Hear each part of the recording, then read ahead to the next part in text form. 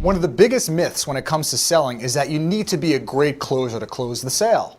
Well, the challenge with this is that when speaking with salespeople, a lot of times they associate closing the sale with using manipulation, force, pressure, or some type of cohesion in order to get that client to buy from you. Well, what if we looked at this from a different perspective? You never have to close another sale again. Why do I say that? Here's why. The greatest salespeople I know are not strong closers. They're great openers. In other words, they open up a dialogue to create a new possibility in order to move that sales process forward.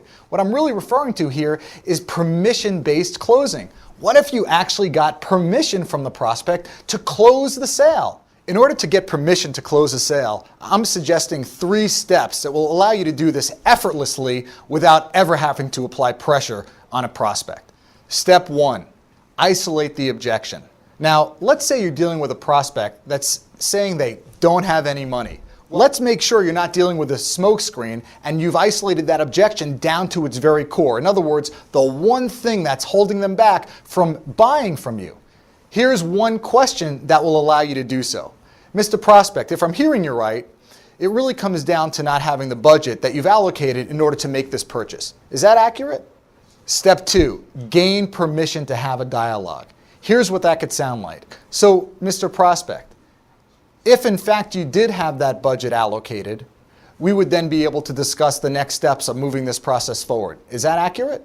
What if I can share with you some ways that will allow you to make this incredibly affordable while honoring the limited budget you have? Would you be open to discussing that in more detail?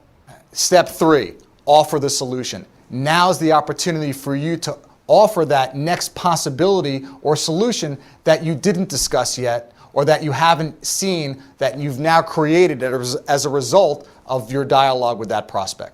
Using these 3 steps will allow you to close in on every prospect, get that objection out of the way, and open up that dialogue, which is going to move you closer to more sales.